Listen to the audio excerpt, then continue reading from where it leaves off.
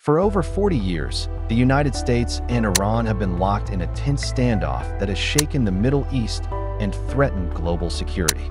From covert coups and secret deals to revolutions and near wars, their relationship is one of the most complicated and dangerous of modern times. But how did it all start? How did these nations transform from cautious allies to sworn enemies? This is the story of how the US and Iran became arch-enemies. At the dawn of the 20th century, Iran, then known as Persia, was a country caught between old traditions and new ambitions. Most of the population lived in rural villages, and the economy was rooted in agriculture and small-scale trade. But under the surface lay a resource that would reshape Iran's destiny forever. In 1908, British prospectors struck oil in Iran's deserts after years of searching.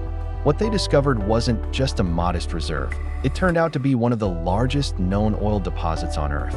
Almost overnight, Iran went from an overlooked kingdom to a critical prize in the eyes of global powers.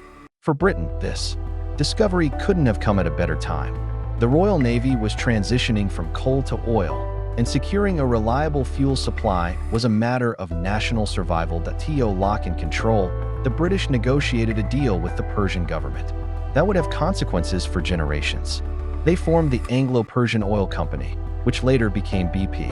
On paper, this partnership looked modern and promising, but in reality, it was stacked overwhelmingly in Britain's favor. Iran, the country where all this oil was buried, was entitled to just a tiny share of the profits, about 16%. The rest flowed into British hands. For many in Britain, this was simply business. For Iranians, it quickly became a source of anger and humiliation. Ordinary families living next to oil fields barely had electricity or clean water. Meanwhile, British managers built entire towns with modern comforts, clubs, and schools exclusively for their own staff. Even more infuriating was the fact that the Anglo-Persian Oil Company refused to share its financial records with the Iranian government. When Iranian officials asked to audit the books to see whether they were getting a fair share, they were flatly denied. While oil revenues fueled Britain's growing power and prosperity, Iran remained economically stagnant. This imbalance bred a deep resentment that went far beyond money. To Iranians, it symbolized foreign exploitation and disrespect, a feeling that their country's destiny wasn't in their own hands. Over time, these grievances would spark movements demanding national control over Iran's resources. But in the early decades, Iran lacked the leverage to push back. The ruling monarchy depended on British support to maintain authority and fend off rival powers. This dependence left Iran trapped in a cycle. Oil was enriching someone else while its own citizens stayed poor. By the late 1930s, the world was changing fast. New ideologies were spreading. Empires were under strain. But one thing was clear. Whoever controlled Iran's oil would hold a powerful card in any coming conflict. When World War II erupted, Iran's strategic location and its vast energy reserves would turn the country into an even more coveted asset and a battleground for foreign interests determined to keep it under their influence. As Europe plunged into the chaos of World War II, Iran's fate was about to be sealed by forces far beyond its borders. Officially, Iran declared neutrality when the war began. The Shah, Reza Shah Pahlavi, believed that staying out of the conflict would spare his country from occupation or devastation. But Iran's strategic importance made neutrality almost impossible. Geographically, Iran sat right on the southern flank of the Soviet Union. If Germany could somehow influence or pressure Iran, it would threaten Soviet oil fields in the Caucasus and open up another front in the war. British leaders feared that if Nazi Germany gained a foothold in Tehran, it could strangle their war effort and seize the massive Iranian oil fields that powered the Royal Navy. By 1941, suspicions were running high. Reza Shah had modernized Iran and tried to limit foreign influence, but he was also perceived by the Allies as too friendly to Germany. The British and Soviets decided they couldn't take the risk. In August 1941, they launched a joint invasion of Iran with overwhelming force. British troops advanced from the south. Soviet forces swept in from the north. Iranian soldiers were outnumbered and outgunned. In less than a week, the Iranian military collapsed. Reza Shah was forced to abdicate and go into exile. To replace him, the Allies installed his 21-year-old son, Mohammad Reza Pahlavi, as the new monarch. The young Shah was seen as easier to manipulate, a pliant figure who would follow the Allies' instructions. Though Iran retained nominal independence, the country was effectively under occupation. British and Soviet troops controlled the railways, ports, and infrastructure. During the war, Iran became a vital corridor for Allied supplies moving to the Soviet front. Known as the Persian Corridor, it saw tens of thousands of tons of American aid transported northward. At the same time, more than 30,000 American troops were stationed in Iran to maintain these supply routes. Ordinary Iranians watched as foreign soldiers patrolled their streets, reminding them daily that their country's sovereignty was in name only. When the war finally ended in 1945, British and American forces withdrew, but the Soviet Union delayed its departure, hoping to extract oil concessions in northern Iran. Only after international pressure did Soviet troops eventually pull back. Even then, resentment over foreign domination lingered. This anger reached a boiling point in the early 1950s when Iranians demanded a fairer share of their oil wealth. The Anglo-Iranian Oil Company still controlled almost everything. Living conditions for Iranian oil workers were appalling. The company refused to open its books or improve pay.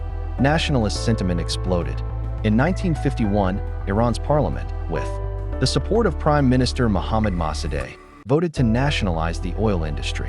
For the first time, Iran asserted its right to its own resources. Britain retaliated immediately with an oil embargo, cutting Iran off from world markets. Economic pressure mounted. But the real blow came in 1953 when Britain and the United States jointly engineered a coup to remove Mossadegh. Operation Ajax, orchestrated by the CIA and British intelligence, used propaganda, bribes, and street mobs to topple the government. Mossadegh was arrested and placed under house arrest until his death. With the coup's success, the young Shah returned to full power. He would rule Iran as an increasingly authoritarian monarch backed by the West. A decision that planted seeds of bitterness and set the stage for more upheaval in the decades to come. By the early 1950s, Iran was seething with frustration. Decades of lopsided oil deals had left most Iranians convinced that their country was being plundered. The Anglo-Iranian Oil Company earned enormous profits while paying Iran only a fraction. Conditions in the oil fields were dire. Iranian workers labored long hours for low wages, while British executives lived in comfortable compounds with modern amenities. It felt, to many, like colonial rule in all but name. Amid this growing discontent, rose Mohammad Mossadegh, a respected politician known for his fierce nationalism. Mossadegh believed that Iran's wealth belonged to its people, not to a foreign corporation or distant empire. In 1951, with strong public support and unanimous approval in parliament, Mossadegh led the effort to nationalize the oil industry outright. For millions of Iranians, this was an act of dignity, reclaiming sovereignty over what was rightfully theirs. In Britain, however, the move was viewed as a direct attack. The Anglo-Iranian Oil Company was the largest enterprise in the British Empire and a cornerstone of Britain's energy security. Losing Iranian oil revenue would deliver a severe economic blow. In response, Britain imposed a sweeping embargo. Iranian oil exports effectively stopped overnight, starving the country's economy of desperately needed income. Tankers were blocked, contracts were canceled, and Britain lobbied its allies to isolate Iran financially. The embargo hurt ordinary Iranians almost immediately. Refineries sat idle, workers were laid off, and inflation soared. But Mossadegh refused to reverse course. He believed that the nationalization struggle was about more than oil. It was about breaking the cycle of foreign control. For the first time in modern history, Iran was asserting that its resources could no longer be taken without fair compensation. The United States, at first, watched the crisis with mixed feelings. On one hand, American policymakers admired Mossadegh's democratic legitimacy. On the other, the Cold War was intensifying, and Washington feared that the chaos in Iran might push the country closer to the Soviet Union. As negotiations dragged on without a solution, the Truman administration tried to mediate between Britain and Iran but failed to broker any agreement. When Dwight D. Eisenhower became president in 1953, American attitudes hardened. Eisenhower's team was convinced that Iran was slipping toward communism and that Mossadegh was either too weak or too independent to contain the leftists to the party. British officials, desperate to regain control over their oil, found an eager partner in Washington. The CIA and Britain's MI6 began secretly planning Mossadegh's removal. The operation, codenamed Operation Ajax, was one of the earliest examples of Cold War covert action. It relied on a combination of tactics: bribing newspapers to publish anti-Mossadegh propaganda, funding street protests, and paying local strongmen to incite chaos. As unrest mounted in Tehran, royalist military officers loyal to the Shah prepared to seize power. In August 1953, after a failed first attempt, the coup succeeded. Tanks rolled into Tehran. Mossadegh was arrested, tried, and sentenced to house arrest for the rest of his life. The Shah, who had briefly fled to Italy, returned in triumph.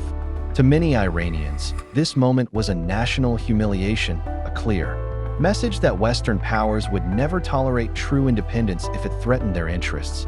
The oil industry was eventually reopened under a new consortium that gave Western companies a controlling share once again, though Iran received a somewhat better cut of the profits.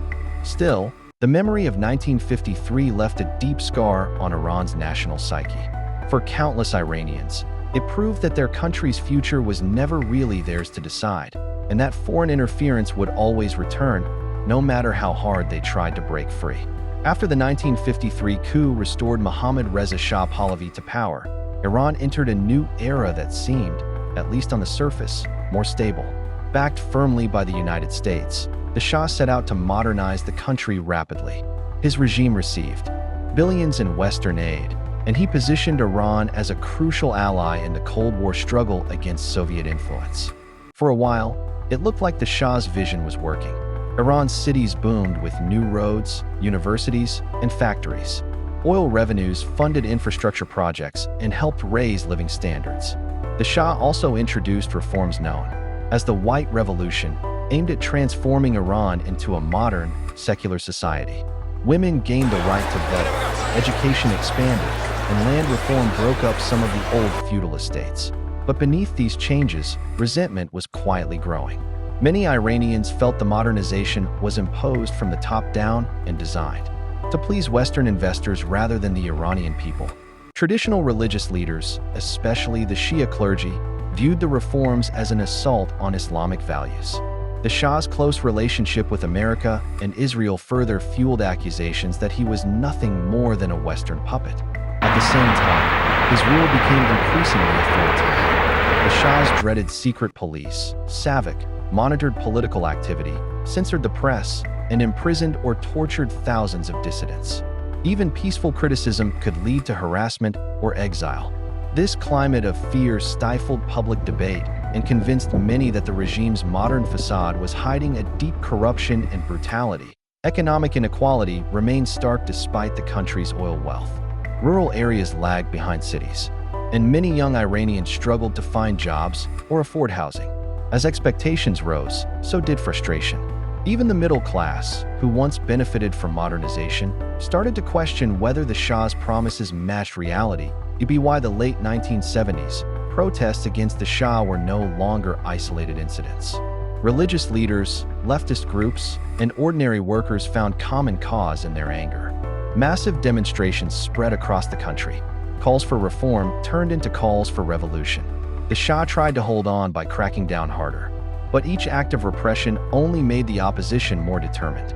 It was clear that Iran was heading toward a breaking point, and that the forces gathering against the Shah would soon reshape the country forever. By 1978, Iran had become a nation teetering on the edge of revolution. For months, massive protests surged through cities, uniting religious conservatives, leftist groups, and millions of ordinary citizens. Though they held different visions of Iran's future, all were bound together by a shared hatred of the Shah's oppressive rule and his dependence on the United States. The spark that finally set off a nationwide uprising was the deadly fire at the Cinema Rex in Abadan, which killed hundreds of people trapped inside. The Shah's government blamed Islamist extremists, but many Iranians believed it was orchestrated by SAVAK to discredit the opposition. Whether true or not, The tragedy poured fuel on an already blazing fire. Soon, demonstrations grew to unimaginable size. In Tehran alone, millions filled the streets to demand the Shah's abdication. Strikes paralyzed the economy. As the protests intensified, the Shah's regime responded with force. Troops fired on unarmed crowds, killing and wounding thousands over several months. Instead of breaking the movement, the bloodshed galvanized it. Religious leaders emerged as the revolution's most influential voices, especially the exiled cleric Ayatollah Ruhollah Khomeini. From his refuge in France, Khomeini delivered speeches and recorded sermons that were smuggled into Iran on cassettes. His message struck a deep chord. The Shah was corrupt, Western-backed, and anti-Islamic, while Iran's destiny was to become a nation governed by Islamic principles. Under enormous pressure, the Shah finally realized he could no longer hold on. In January 1979, he and his wife left Iran, officially for vacation, but everyone knew it was exile. Jubilant crowds poured into the streets, celebrating the end of his reign. 2 weeks later, Khomeini returned to Tehran after 15 years abroad. Millions greeted him at the airport in scenes of total euphoria. For many Iranians, it felt like the country was finally taking back its destiny. But the revolution was only beginning. Almost overnight, Iran was transformed from a monarchy into a revolutionary Islamic republic. The monarchy was abolished, and Khomeini was declared supreme leader, holding the ultimate authority over the state. His supporters moved quickly to eliminate rival factions. Leftist groups and secular nationalists who had helped topple the Shah soon found themselves marginalized or arrested. What followed was a wave of purges and executions targeting members of the Shah's old regime, suspected spies, and political opponents. Revolutionary tribunals handed out death sentences at breakneck speed. Freedoms many hoped to gain through revolution were replaced by a new system of strict religious control. The new government also took a hard line against the United States. Years of resentment over foreign intervention, especially the 1953 coup, culminated in November 1979 when a group of radical students stormed the U.S. Embassy in Tehran. They seized 52 American diplomats and staff, demanding the Shah's extradition to stand trial. The hostage crisis lasted 444 days, humiliating the United States on the world stage and ending any chance of restoring normal relations. With Khomeini's rise and the creation of the Islamic Republic, Iran had fundamentally transformed. It was no longer a monarchy allied with the West, but a theocracy determined to follow its own path and to confront any power that challenged it. The Islamic Republic had barely consolidated power when it was thrust into a devastating war that would define the next decade. In September 1980, Saddam Hussein's Iraq invaded Iran, hoping to exploit the chaos after the revolution. Saddam's ambitions were clear. He wanted to replace Iran as the dominant power in the Persian Gulf and seize the oil-rich Khuzestan province. At first, Iraq's forces advanced quickly, capturing key border cities. But the Iranian population, despite internal divisions, rallied around a shared sense of nationalism and religious duty. What Saddam expected to be a short campaign turned into an 8-year nightmare of trench warfare, human wave assaults, and chemical attacks. The United States, which had broken ties with Iran after the embassy hostage crisis, saw an opportunity to weaken the Islamic Republic further. Although officially neutral, Washington provided intelligence, satellite imagery, and logistical support to Iraq. American policymakers believed a protracted conflict would drain Iran's strength and prevent it from exporting revolution across the region. The human cost was staggering. Iran lost an estimated 400,000 people. Iraq's casualties were similarly enormous. Cities were flattened by artillery, and the front lines resembled the horrors of World War I. Saddam's regime used poison gas repeatedly, while Iran sent waves of volunteers, many of them teenagers, into minefields and enemy-fired as the war dragged on. Iran mined shipping lanes in the Persian Gulf to disrupt Iraq's oil exports. In response, the United States escalated its involvement, launching Operation Earnest to protect Kuwaiti oil tankers reflagged under the U.S. flag. Skirmishes between American and Iranian forces became more frequent. One of the most dramatic confrontations came in April 1988, when an American warship struck an Iranian mine.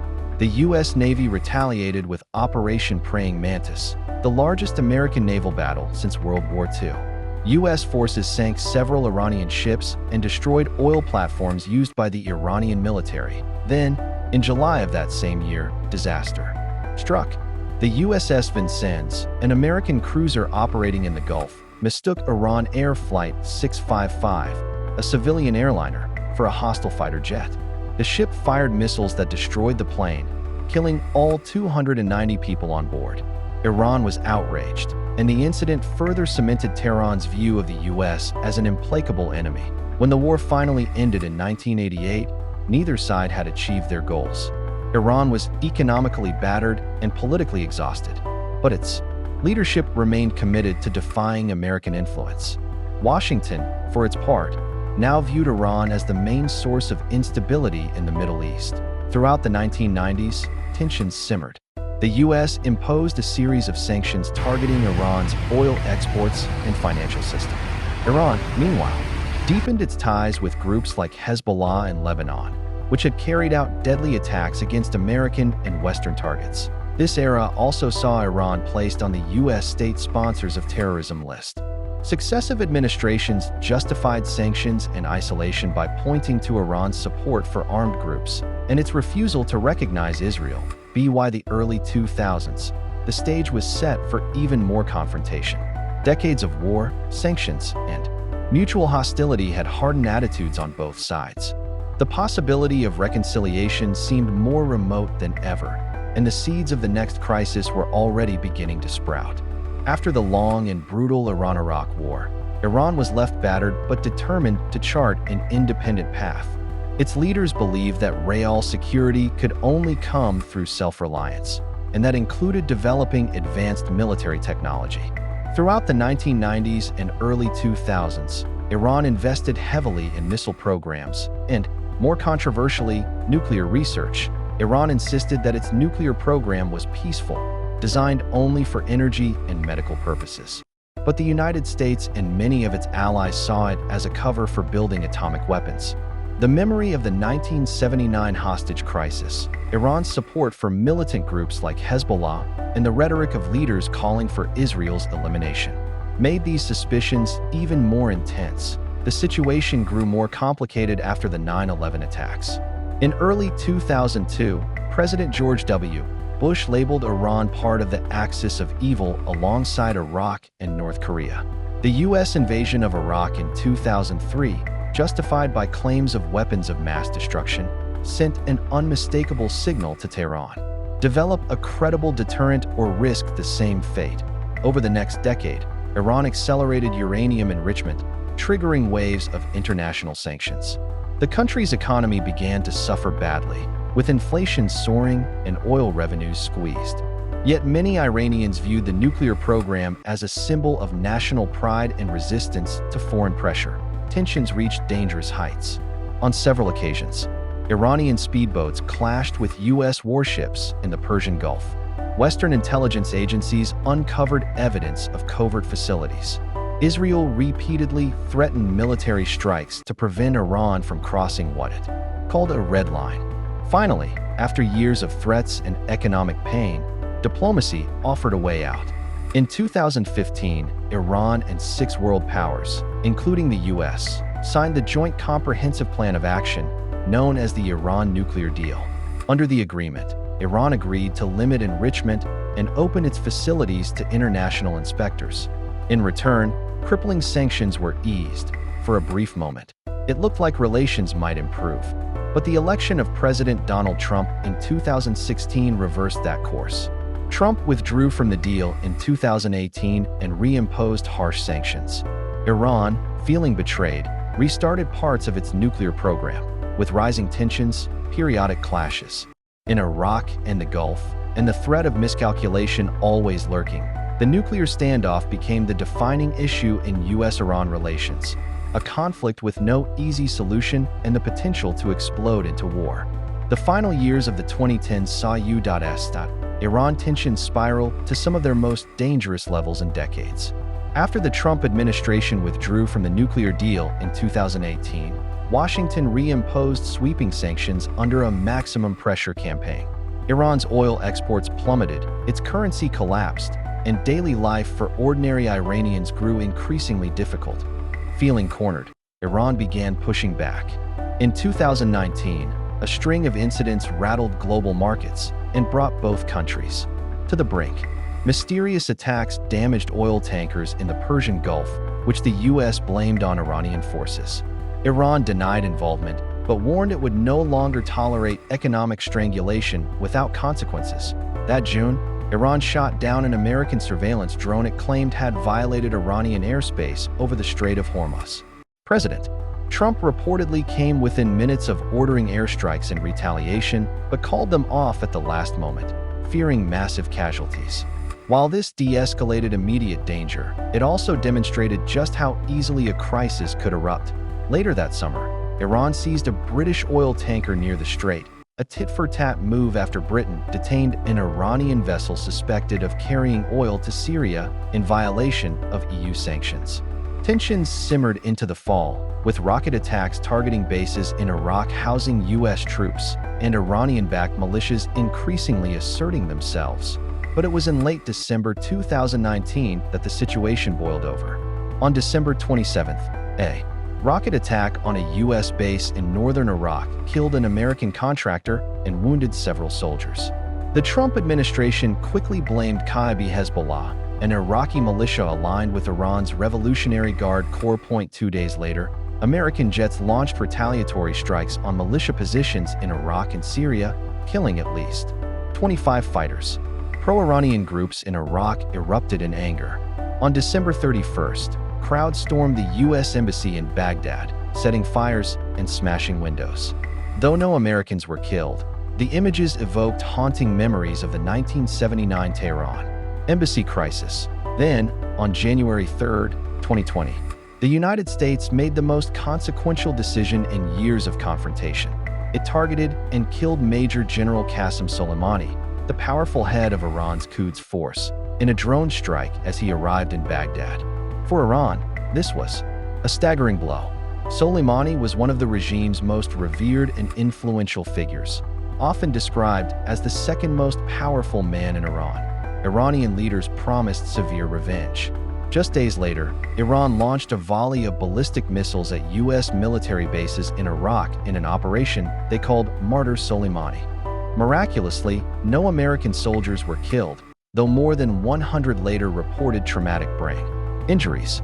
The world watched nervously, convinced that all-out war could be hours away. In the chaos that followed, tragedy struck when Iranian air defenses, on high alert fearing a U.S. counterattack, mistook a Ukrainian passenger jet taking off from Tehran for an incoming cruise missile.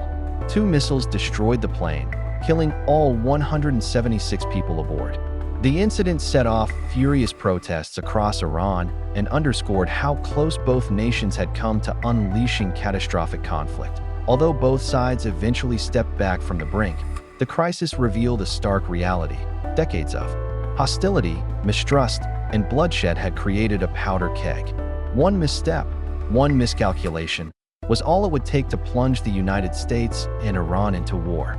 For more than a century, a mix of oil, power, ideology, and mistrust has fueled the bitter hostility between the U.S. and Iran. Today, with no diplomatic relations and deep scars on both sides, peace remains fragile. But understanding this history is essential because it reminds us how easily rivalries can escalate and how high the stakes have become.